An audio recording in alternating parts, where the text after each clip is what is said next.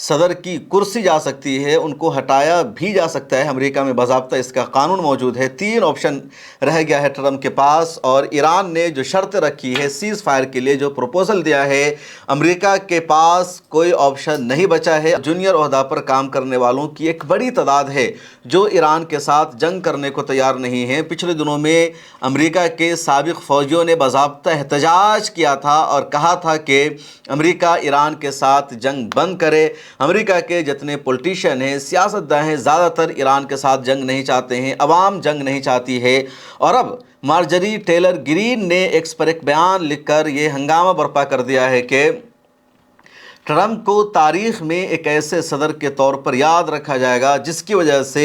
امریکہ کی کھیتی میں بحران پیدا ہوا، کاشتکاری میں بحران پیدا ہوا۔ ہمیشہ بتایا جائے گا کہ ٹرمپ کی وجہ سے امریکہ کی کھیتی کم ہو گئی اور کسانوں کو مہنگی قیمت پر کھاد خریدنا پڑ رہا تھا، کیونکہ اسٹریٹ آف ہرمز کے بند ہونے کی وجہ سے کھادوں کی سپلائی امریکہ میں نہیں ہو رہی ہے۔ پہلے گرین کا ٹویٹ کیا ہے آپ اسے اسکرین پر دیکھیے۔ گرین نے ٹویٹر ہینڈل پر لکھا کہ والدین اپنے بچوں کو بتائیں گے کہ ٹرمپ کی ایران جنگ کے سبب کھیت تباہ ہو گئے، فصلیں برباد ہو گئی، کیونکہ کسان کھاد یعنی فرٹیلائزر خریدنے کے قابل نہیں رہ سکے تھے، اور کاشتکاری کی جو پوری فصل ہے اس کی لاگت بڑھ گئی، قیمت بڑھ گئی۔ یہ مارجری ٹیلر گرین کا ٹویٹ ہے، اور یہ ٹویٹ انہوں نے ایک سروے کی بنیاد پر کیا ہے۔ امریکہ کا ایک ادارہ ہے امریکی فارم بیورو فاؤنڈیشن، انہوں نے سروے کیا کہ امریکہ میں جو کسان ہیں، جو کھیتی کرتے ہیں، کاشتکاری کرتے ہیں،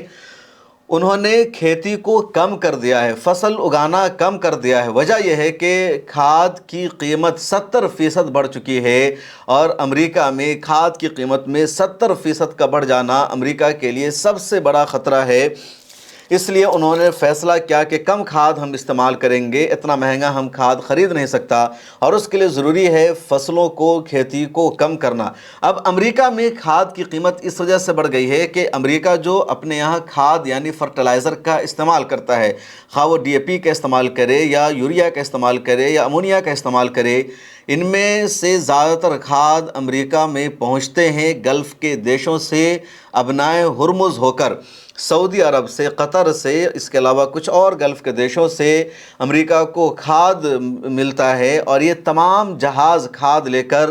اسٹریٹ آف ہرمز سے گزرتے ہیں۔ ابنائے ہرمز کو امریکہ کے لیے ایران نے مکمل طور پر بند کر رکھا ہے۔ ایران کا اعلان ہے کہ امریکہ کے لیے ایک بھی جہاز کو ابنائے ہرمز سے گزرنے نہیں دیا جائے گا، اور جب جہاز نہیں گزر رہے ہیں تو امریکہ میں کھاد کی کافی کمی پیدا ہو گئی ہے۔ ایک رپورٹ کے مطابق امریکہ میں جو کھاد استعمال ہوتا ہے زمینوں میں، تو تقریباً 30 سے 35% کھاد امریکہ گلف کے دیشوں سے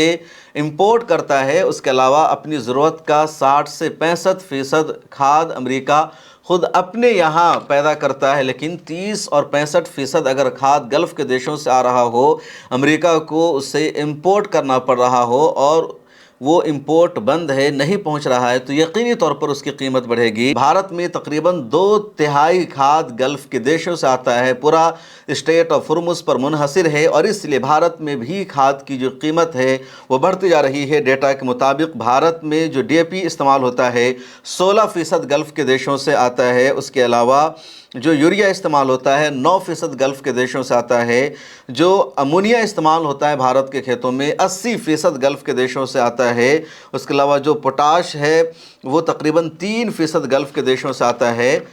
برازیل میں بھی 15% کھاد گلف کے دیشوں سے پہنچتا ہے، اور یہ ڈی اے پی ہے۔ اس کے علاوہ جو یوریا ہے 44% برازیل میں پہنچتا ہے۔ اسی طرح آسٹریلیا میں بھی ڈی اے پی 22% پہنچتا ہے، اور 72% یوریا پہنچتا ہے۔ تو امریکہ، انڈیا اور یورپ کے کئی ایسے ممالک ہیں جہاں استعمال ہونے والا فرٹیلائزر عرب دیشوں پر منحصر ہے۔ ابنائے ہرمز کے بند ہونے کی وجہ سے ان دیشوں میں یہ کھاد نہیں پہنچ پا رہا ہے، اور اس کی وجہ سے ان دیشوں میں مہنگائی بڑھتی جا رہی ہے۔ اور جب یہ ڈیٹا سامنے آیا ہے، سروے سامنے آیا ہے، اس کے بعد مارجری ٹیلر گرین نے یہ ٹویٹ کر کے امریکہ کو صاف صاف آئینہ دکھایا ہے، مسٹر ڈونلڈ ٹرمپ کو آئینہ دکھایا ہے کہ آپ کی جنگ سے ہم ایگری نہیں کر رہے ہیں، ایران کے ساتھ جنگ لڑنے کا آپ کا فیصلہ غلط ہے۔ پچھلی ویڈیو میں آپ کو میں نے بتا رکھا ہے کہ امریکی صدر ٹرمپ کو اس وقت شدید مشکل کا سامنا ہے، اور اور ہو سکتا ہے کہ اگر 1 مئی سے پہلے امریکہ اور ایران کے درمیان کوئی معاہدہ نہ ہو پائے تو